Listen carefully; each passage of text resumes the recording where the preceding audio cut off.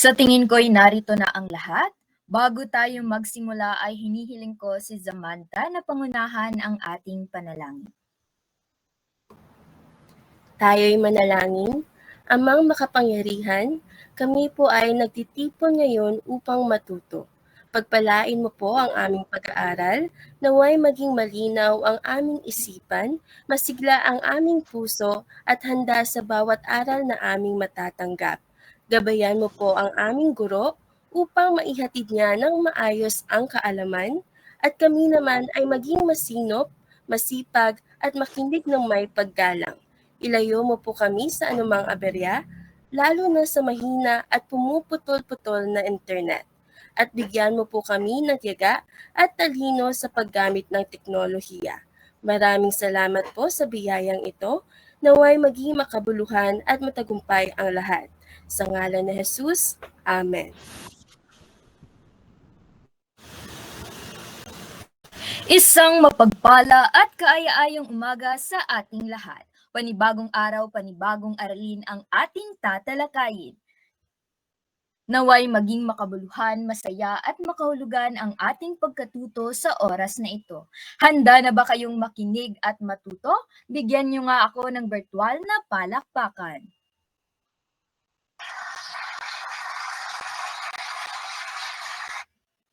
Talaga namang handang-handa na kayo. Kung kaya sa ating sekretary ng ating klase, pakitala ng mga lumiban ngayon at pakisend sa ating official group chat. Maraming salamat.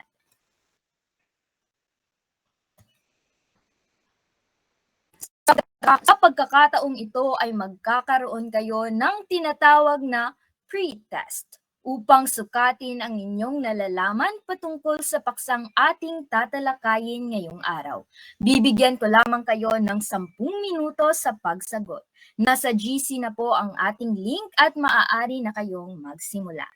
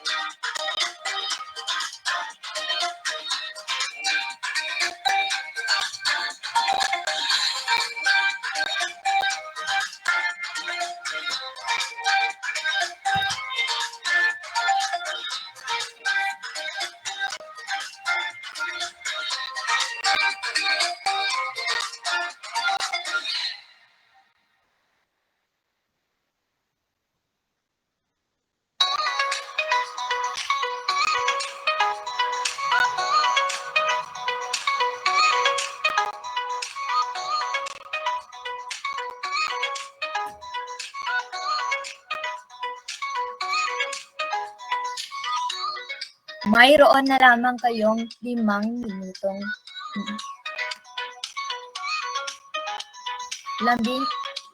minutong natitira.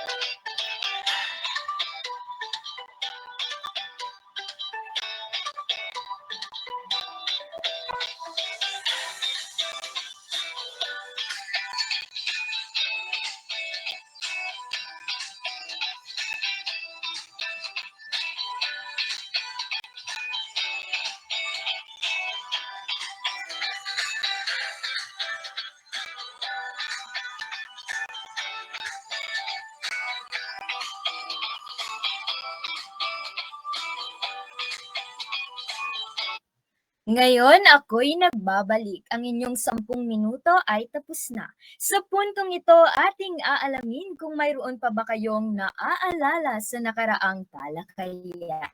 Kaya meron akong mga katanungang naihanda para sa inyo. Para sa ating unang katanungan, itaas lamang ang virtual na kamay kung nais na sumagot. Para sa ating unang katanungan, kailan dumating ang mga Amerikano sa Pilipinas?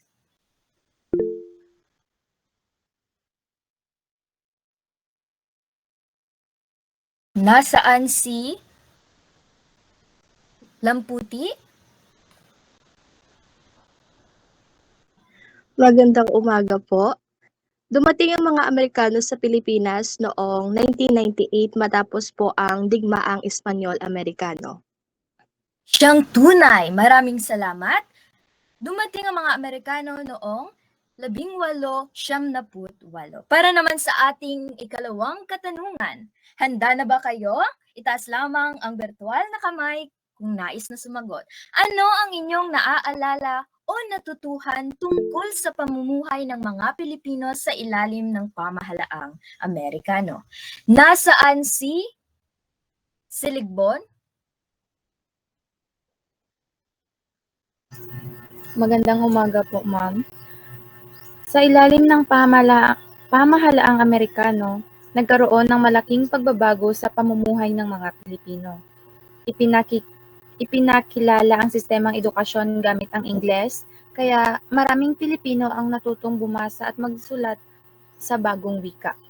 Pinayabong din ang kalusugan, kalsada at iba pang infrastruktura at pinalaganap ang ilang prinsipyong demokratiko. Bagamat modernisado ang pamumuhay, nagkaroon din ng hamon sa pagpapanatili ng sariling kultura at tradisyon ng mga Pilipino. Mahusay, bigyan natin siya ng isang virtual na palakpakan. At talaga namang naisaisip at naisapuso ang mga mahahalagang pangyayari sa ating kasaysayan, partikular na sa panahon ng pananakop ng mga Amerikano. Kung gayon, sa puntong ito, magkakaroon tayo ng isang activity na pinamagatang hulaan mo, larawan ko. Simple lang ang gagawin, mayroon akong mga nakahandang mga larawan na inyong makikita sa inyong mga screen. Huhulaan ninyo ang larawang ito kung ano nga ba ang nais ipahiwatig ng mga larawan. Naiintindihan ba? Pindutin nga ang virtual na puso sa inyong mga screen.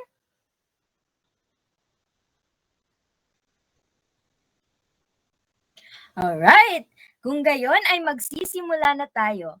Para sa unang larawan, ano ang ipinapakita ng unang larawan? Nasaan si Dibuke? American flag po, ma'am. Ang unang larawan ay American flag. Tama, American flag. Para naman sa ikalawang larawan. Maaari nang sumagot? Nasaan si Paklibar? Lumang paaralan po, ma'am. Ang tamang sagot ay lumang paaralan. Tama ka riyan. Para naman sa susunod na larawan, nasaan si Seletaria?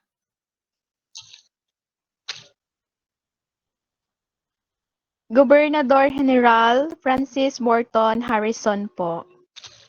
Siya nga ba? Tama! Gobernador General Francis Morton Harrison. Para naman sa huling larawan. Siyang pinakahuli. Nasaan si Soloren? Mapa ng Mindanao po, ma'am. Ito ay mapa ng Mindanao. Maraming salamat. Bigyan ng virtual na palakpakan ang inyong mga sarili. Ngayon, mayroon akong katanungan para sa inyo. Sa tingin nyo, ano ang koneksyon ng mga larawang inyong nakita sa ating aralin? Nasaan si Siligbon? Maaari mo bang sagutin ang ating katanungan?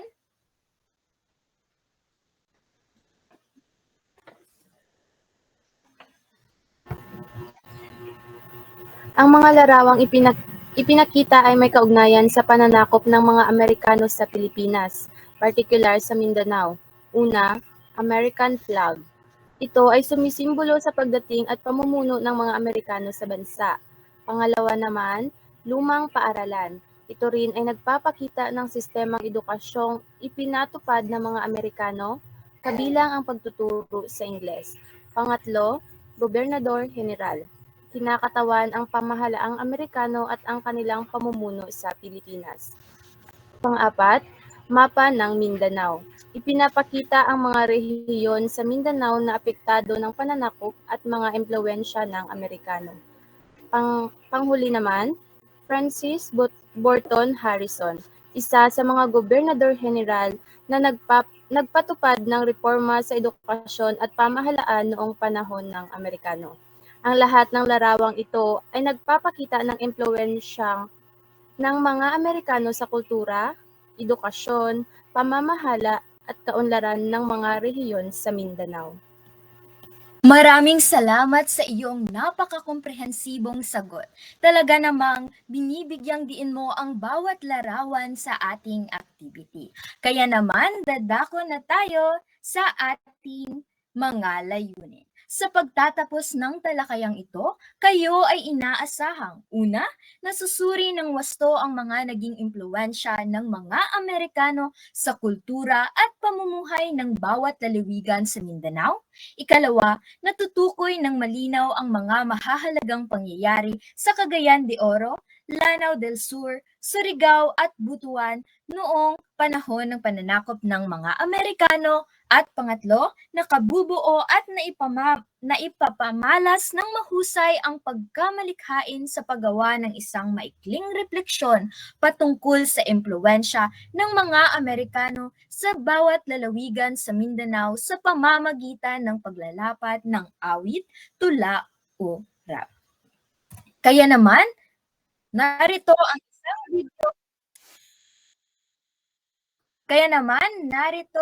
ang isang video. Na kung saan dito nyo malalaman kung ano nga ba yung mga naging impluwensya ng mga mananakop o ng mga Amerikano, lalo na partikular na sa lalawigan ng Mindanao. Kung kaya makinig at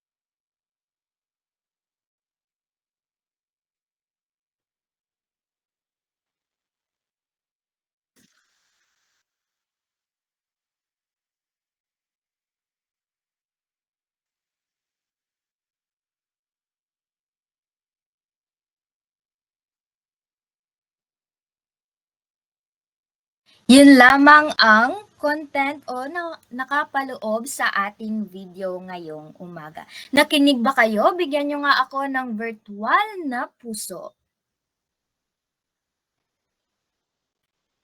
Alright, dahil nakinig kayo ay mayroon akong katanungang naihanda ulit para sa inyo. Kung talaga nga bang sinuri ninyo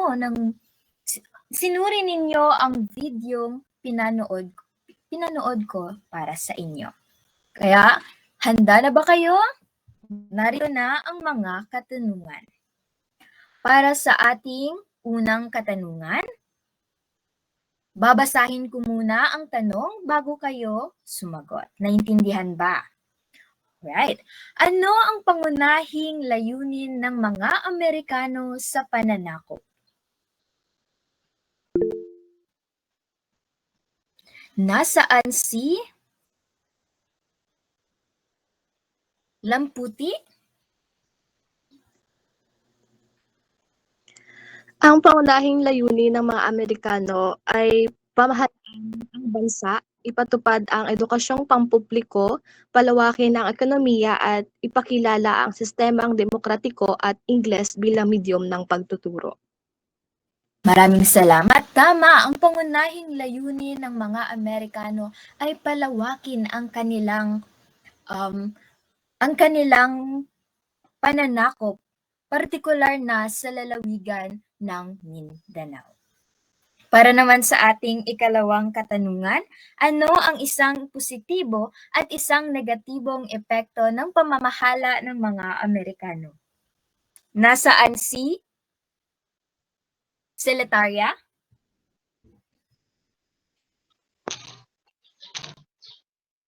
Ang positibong pamamahala ng mga Amerikano po ay ang pagkakaroon ng malawak na sistema ng pampublikong edukasyon, urban development at modernisasyon ng infrastruktura. At ang negatibo naman po ay pagdating ng Amerikano ay nagdulot din ng pagkawala ng ilang tradisyonal na kultura, pagbabago sa pamumuno ng lokal na lider at ang pagsakop sa ilang lugar tulad ng Lanao del Sur na nagdulot ng labanan. Maraming salamat. Siyempre, kapag ang pinag-uusapan natin ay yung impluwensya sa positibo, siyempre magkakaroon din ng negatibong epekto sa pamamahala ng mga Amerikano. Gaya na lamang ng sinabi ni Miss Secretaria.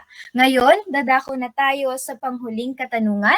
Paano tumugon ang mga Pilipino sa pananakop? Ipaliwanag ang iyong sagot. Nasaan si Maruliano?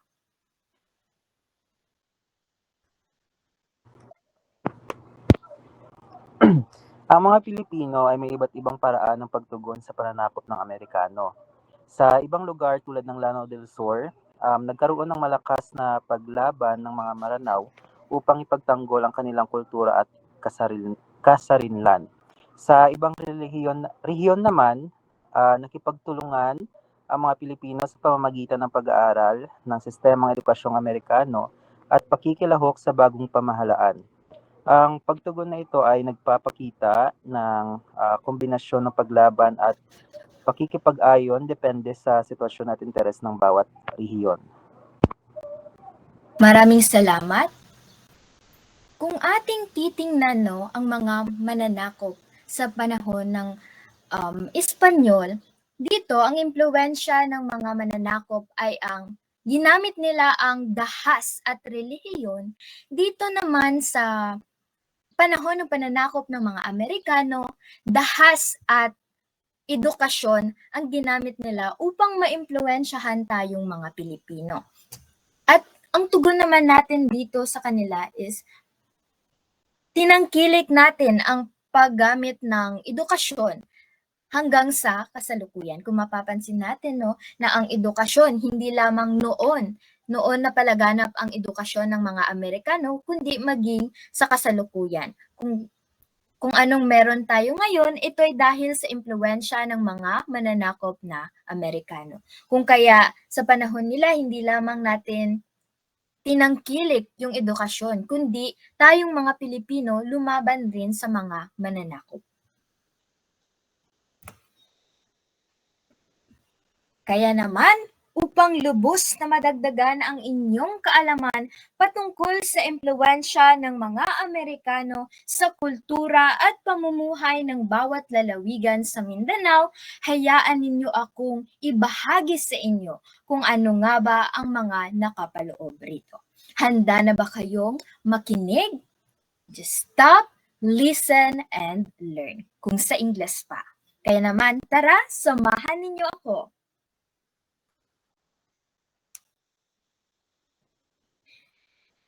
Dadako tayo ngayon sa lalawigan sa apat na mga lalawigan sa Mindanao. Ano nga ba ang apat na lalawigan na ating tatalakayin ngayong umaga? Narito ang una, ang Cagayan de Oro. Pamilyar ba kayo sa lugar na Cagayan de Oro? Magbigay lamang ng puso kung pamilyar kayo sa Cagayan de Oro. Alam niyo ba na ang Cagayan de Oro ang nagsisilbing sentro ng rehiyon at kalakalan sa Hilagang Mindanao?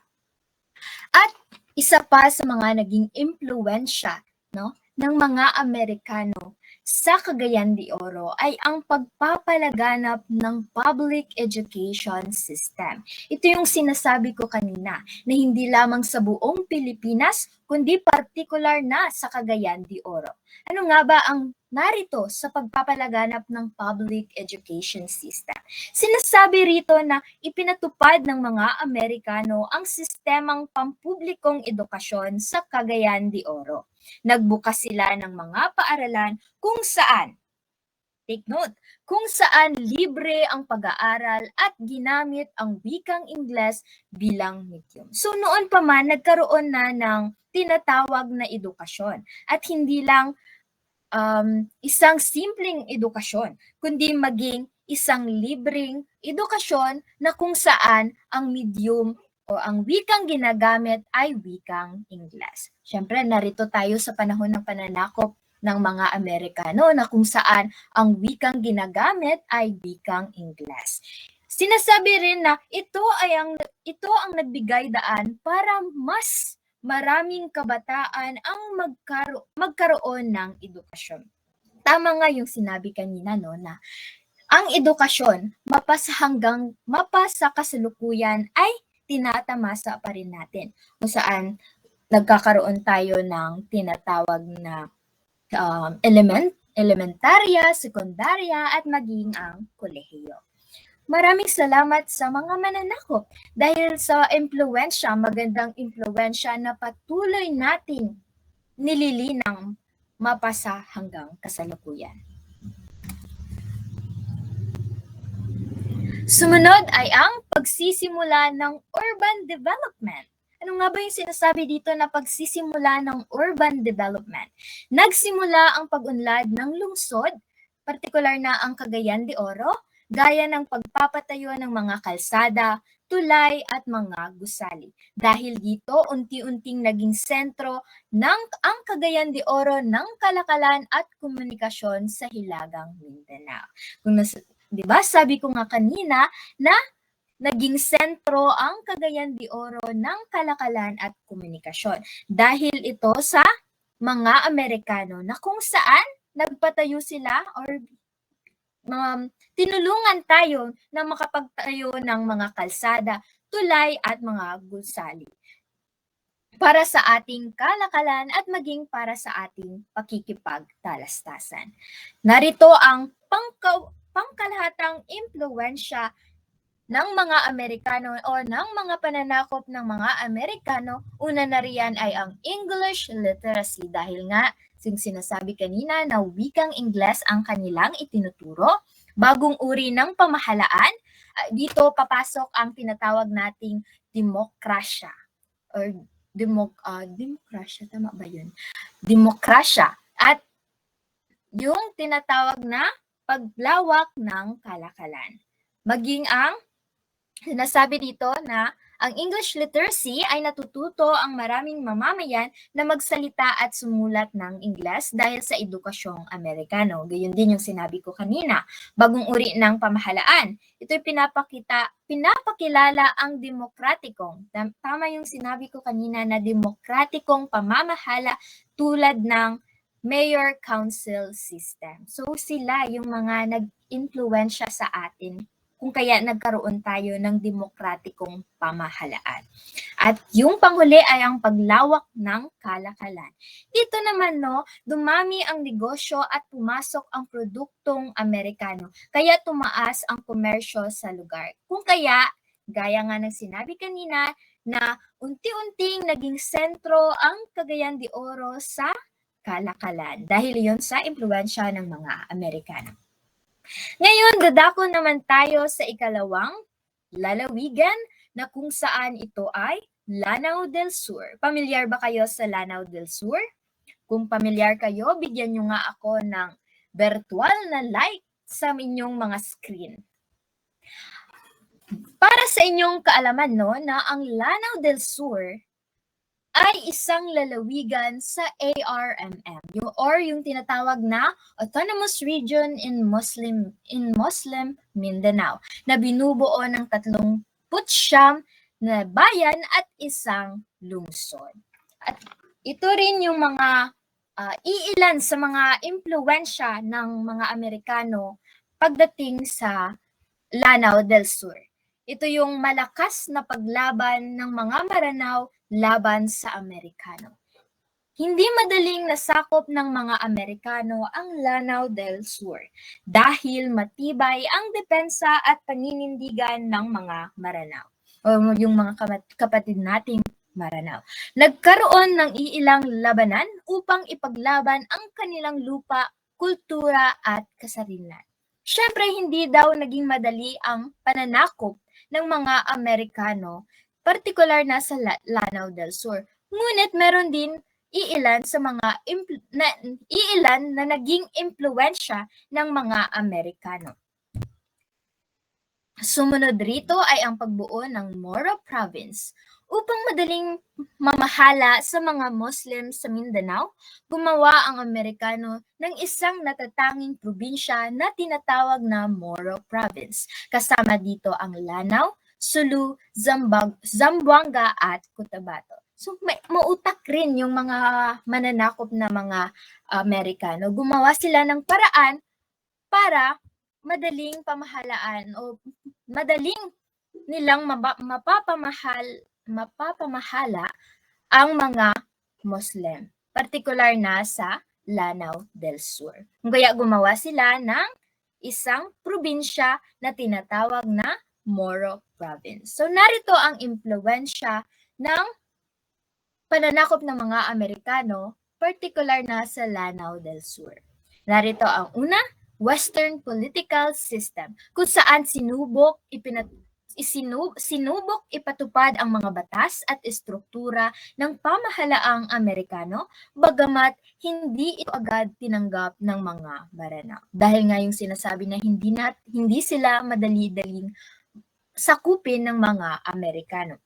Kalawa, American education, gaya lang din ng nasa Cagayan de Oro, dito is nagkaroon ng American education na unti-unting binuksan ng mga paaralan upang hikayatin ang mga kabataan na mag-aral sa ilalim ng sistemang Amerikano. Kung saan dito sa paaralan na ito is itinuturo rin yung wikang Ingles.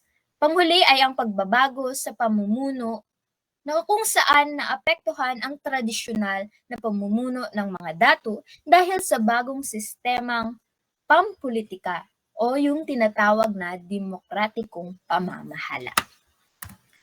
Ngayon, dadako naman tayo sa ikatlong lalawigan ng Mindanao na kung saan ito ay ang Surigao. Alam kong meron na kayong ideya kung saan nga ba yung lalawigan o yung lugar na Surigao. Pamilyar ba kayo sa Enchanted River? O nakapunta na ba kayo sa mga Enchanted River or yung mga kilalang tourist attraction sa Surigao? Kung kaya ating alamin kung ano nga ba yung mga naging impluwensya ng mga Amerikano noong dumating sila sa Surigao o dito sa Pilipinas. Una ay ang pag-unlad ng mining at logging industry. So dito na pumasok ang mining at logging industry. Nang dumating ang mga Amerikano, natuklasan at sinimulan nilang paunlarin ang likas na yaman ng Surigao.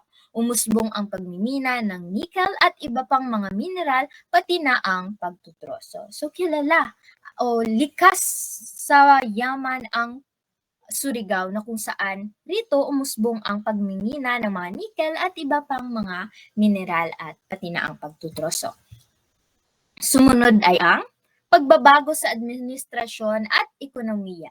Nagbago ang pamamahala dahil sa pagpasok ng mga Amerikanong opisyal at batas. Lumago rin ang ekonomiya dahil sa pagpasok ng mga kumpanyang Amerikano at nagmina at nagnegosyo sa rehiyon. So narito ang mga impluwensya, pangkalatang impluwensya ng Amerikano sa Surigao. Narito ang American-style buildings at pagdami ng English speakers. Dito sa American-style buildings, maraming gusali, paaralan at opisina ang itinayo sa kahawig ng arkitekturang Amerikano. So doon sa Surigao, maraming mga establishmento o mga gusali ang naipatayo dahil na rin sa impluwensya ng mga Amerikano, na kung saan nagkaroon ng American-style buildings. At ito, pagdami ng English speakers.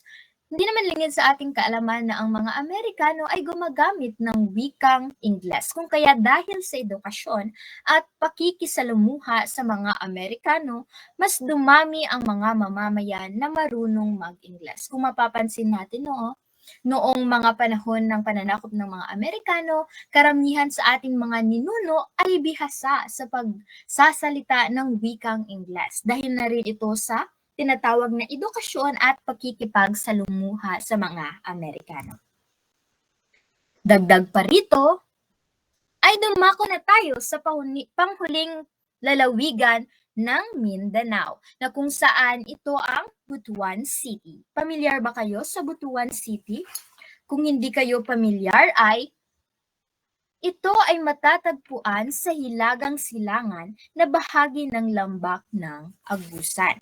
Ito yung tinatawag na Butuan City. Ano nga ba yung mga impluwensya ng mga Amerikanos pagdating sa Butuan City?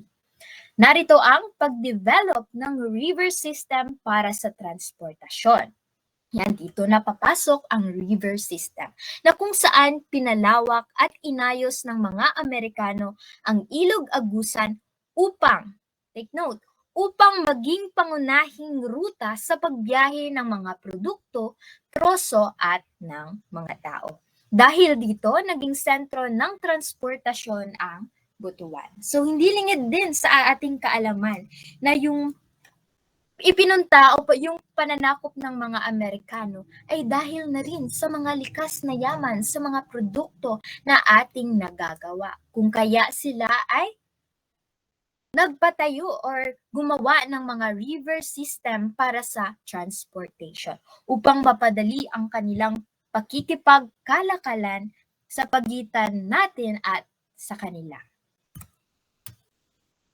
Sumunod ay ang paglago ng logging industry. Dito naman dahil kilala ang Butuan sa malawak na kagubatan, pinalakas ito ng mga Amerikano bilang industriyang pangkabuhayan. Naging pangunahing produkto ng lugar ang troso at ito ang nagpasigla sa ekonomiya. So hindi mawawala yung tinatawag na produkto, lalo na yung mga pagtutroso para sa ekonomiya o para sa tinatawag na industriyang pangkabuhayan. Ngayon, dumako na tayo sa pangkabuoang impluwensya ng mga Amerikanos pagdating sa Butuan City.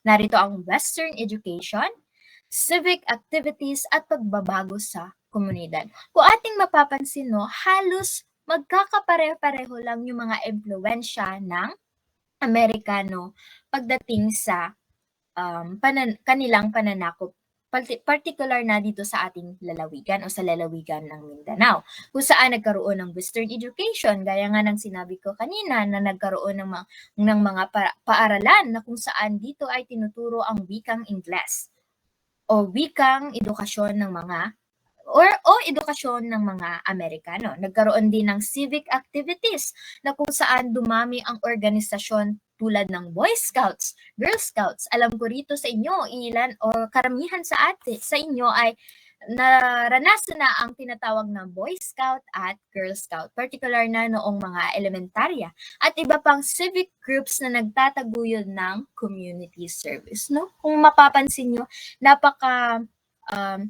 napakaganda rin yung nung mga naging impluwensya ng mga Amerikano. At narito rin ang pagbabago sa komunidad. Nagkaroon ng mga bagong trabaho, serbisyo at mas organisadong pamumuhay sa Butuan. Dahil sa impluwensya ng mga Amerikano, kaya nagkaroon ng mga magagandang impluwensya ang mga lalawigan sa Mindanao. Naiintindihan pa ba? Nakikinig pa ba ang lahat? Bigyan nyo nga ako ng virtual na palakpakan. Kung gayon, mayroon ba kayong katanungan sa akin? Pindutin lamang ang like na button or ng icon sa inyong mga screen kung mayroong katanungan. At kung wala naman ay, syempre, mayroon akong naihandang mga katanungan para sa inyo. Handa na ba kayo? Sa ayaw at sa gusto ninyo, mayroon akong mga katanungan. Para sa unang katanungan, paano hinubog ng pananakop ng mga Amerikano ang kasaysayan, kultura, pamamahala at pag-unlad ng iba't ibang lalawigan sa Mindanao at paano natin nakikita ang mga impluwensyang ito sa kasalukuyan? Maaari nang sumagot? Secretariat? Hinubog ng mga Amerikano ang Mindanao sa pamamagitan po ng pagpapalaganap ng edukasyon, pagpapatayo ng infrastruktura at urban development, at pagpapakilala ng bagong uri ng pamahalaan at sistemang demokratiko. Sa kultura, mas dumami ang marunong mag-Ingles at nakilala ang mga bagong civic activities tulad ng Boy Scouts at Girl Scouts. At sa kasalukuyan, nakikita natin ang impluwensya ng edukasyong Ingles, modernong pamahalaan, maayos na infrastruktura, at aktibong partisipasyon ng komunidad sa mga civic organizations. Maraming salamat. Talaga nga namang nakinig ka sa aking diskusyon kani-kanina lamang na kung saan binibigyang diin ang mga impluwensya ng mga Amerikano, partikular na sa mga lalawigan ng Mindanao. Para naman sa ikalawang katanungan, paano mo mailalarawan ang pagbabago sa komunidad at kabuhayan ng Mindanao mula bago dumating ang mga Amerikano hanggang sa panahon ng kanilang pamamahala? Maaari nang sumagot? So, Loren?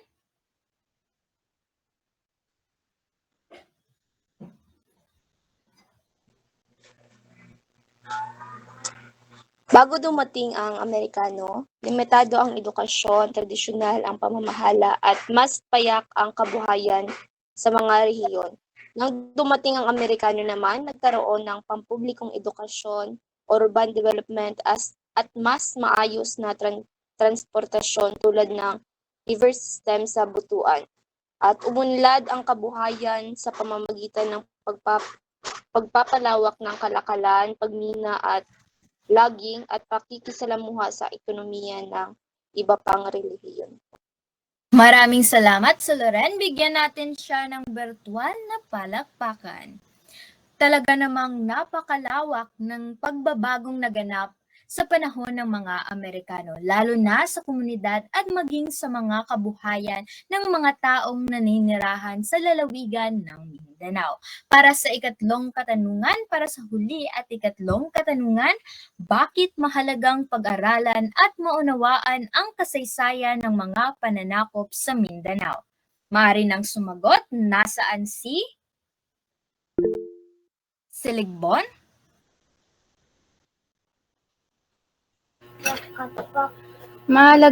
Mahalagang pag-aralan ang kasaysayan ng pananakop sa Mindanao upang maunawaan ang pinagmulan ng ating mga sistema sa edukasyon, pamahalaan at ekonomiya, matutunan ang mga epekto ng kolonisasyon sa kultura at lipunan, at mahalaga ang mga tradisyonal na kaugalian at kasaysayan ng bawat rehiyon. Nakatutulong din ito sa pagbuo ng makabuluhang pagtingin sa kasalukuyan at tinaharap ng Mindanao. Maraming salamat, Siligbon. Bigyan natin siya ng isang virtual na palakpakan.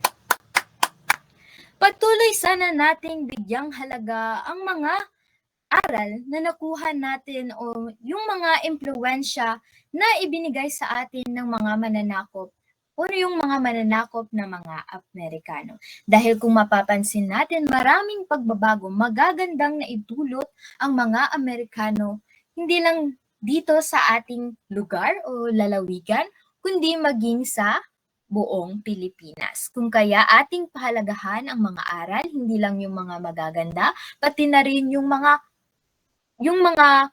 maling na idulot.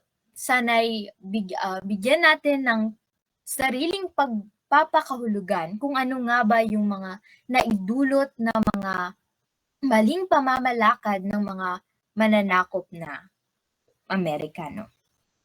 Ayun, bigyan ng maraming palakpak ang inyong mga sarili dahil nakinig kayo sa ating diskusyon ngayong umaga.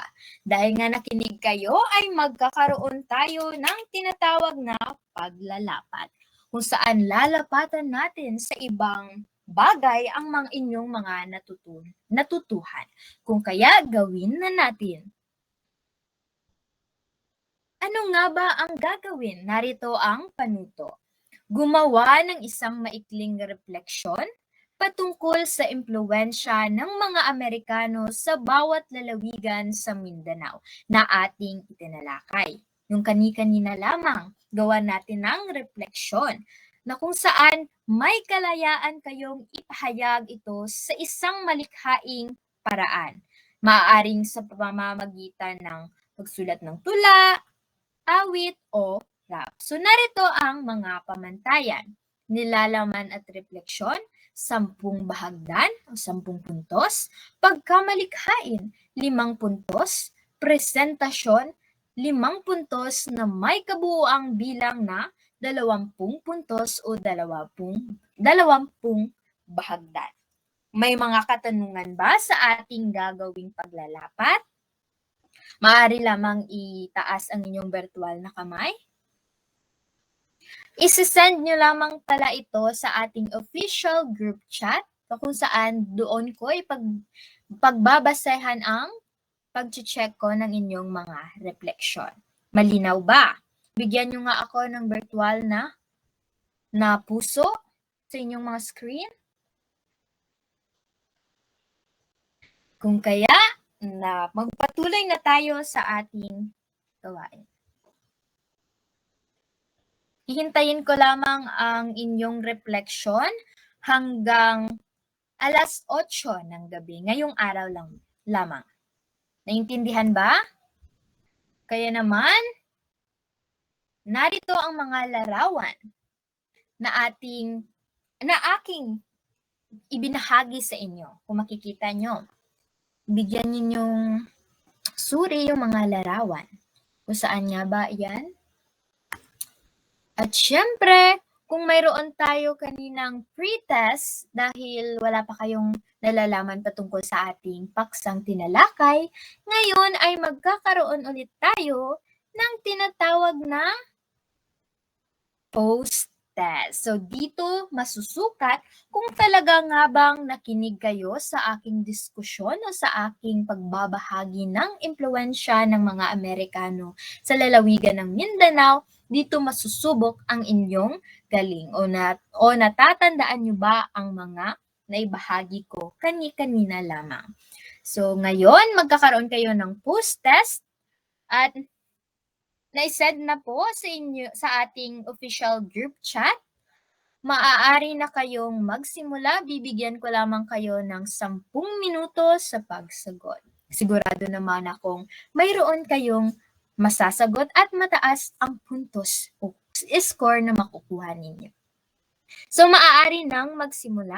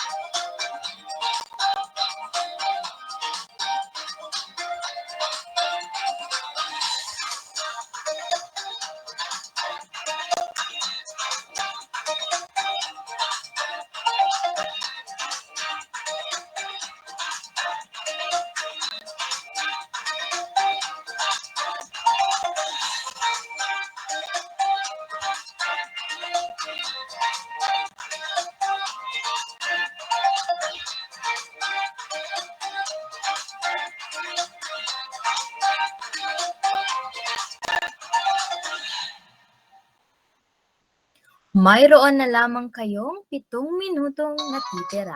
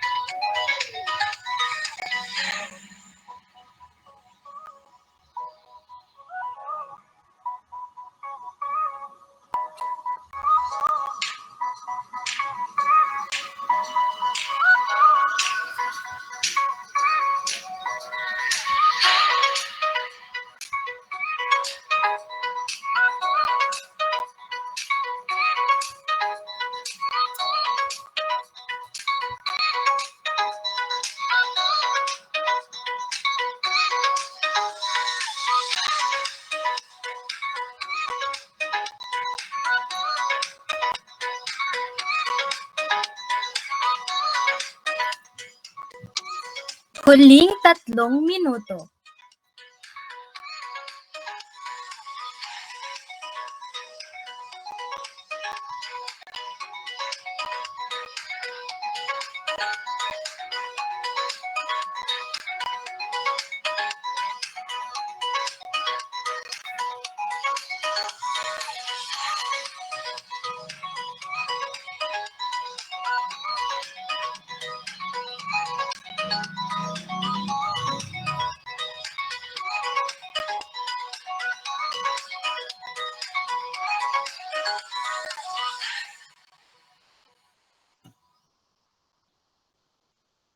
Ako'y nagbabalik. Magpapatuloy na tayo sa ating talakayan.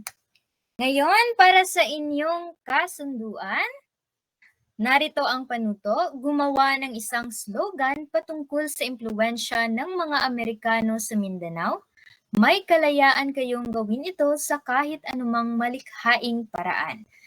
At ipapasa ninyo ito sa susunod na pagkikita. Naiintindihan ba ang ating takdang aralin?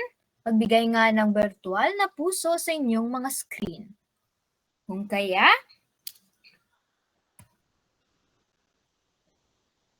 kaya maraming salamat sa inyong aktibong partisipasyon. Naway marami kayong natutuhan sa ating diskusyon ngayong umaga.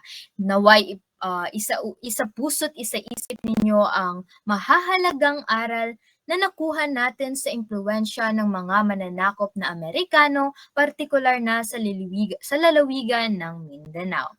Dito na lamang nagtatapos ang ating klase. Paalam sa inyong lahat.